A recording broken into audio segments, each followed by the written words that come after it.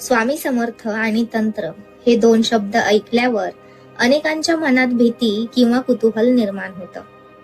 पण तुम्हाला माहित आहे का, ज्याला आपण तंत्र म्हणतो ते दुसरं तिसरं काही नसून ऊर्जेचं शास्त्र आहे आणि स्वामी हे या शास्त्राचे महामेरू आहेत. स्वामी म्हणजे तंत्राचे अधिष्ठान. स्वामी समर्थ हे भगवान दत्तात्रयांचे अवतार आहेत. तंत्रशास्त्रात दत्तात्रयांना आदी गुरु मानले जाते.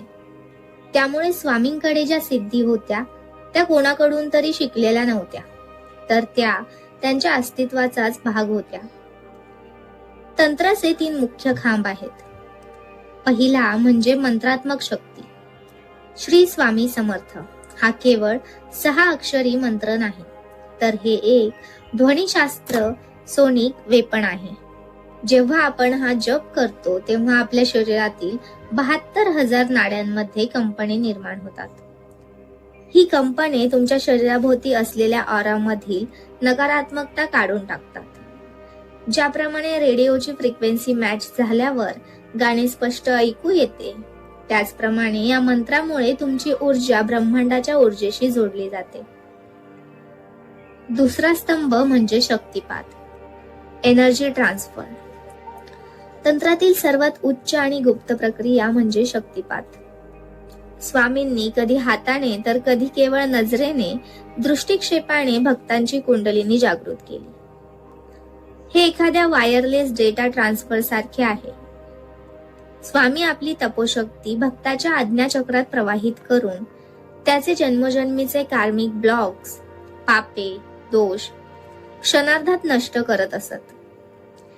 आणि तिसरा स्तंभ म्हणजे अभय कवच, द शिल्ड ऑफ फेअरलेसनेस. तंत्रात स्वतःच्या रक्षणासाठी अनेक विधी केले जातात, पण स्वामींचे भिवू नकोस मी तुझ्या पाठीशी आहे हे वाक्य सर्वात मोठे कवच आहे. भीतीमुळे माणसाची शक्ती निम्मी होऊन जाते. जेव्हा स्वामी हे अभयवचन देतात की तू भिवू नकोस मी तुझ्या पाठीशी आहे, तेव्हा ते भक्ताच्या मूलाधार चक्राला म्हणजेच रूट चक्राला स्थिरता देतात. ज्याचा मूलाधार स्थिर आहे त्याला कोणतीही तांत्रिक बाधा किंवा करणी स्पर्श करू शकत नाही. स्वामींचे वागणे कधी कधी खूप विचित्र किंवा रागीट असायचे.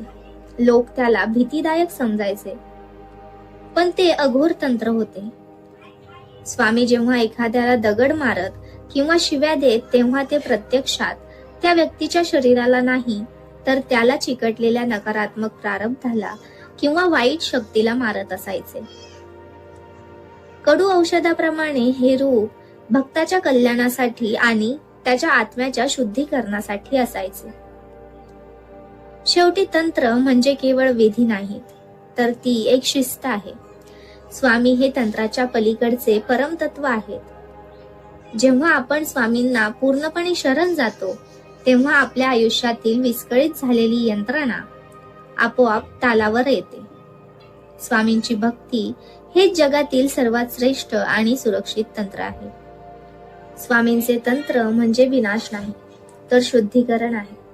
जर तुम्हाला स्वामींचे हे नवीन रूप समजले असेल तर कॉमेंटमध्ये श्री स्वामी समर्थ नक्की लिहा. आणि अशाच सखोल माहितीसाठी आपल्या चॅनलला सबस्क्राईब करायला विसरू नका. धन्यवाद.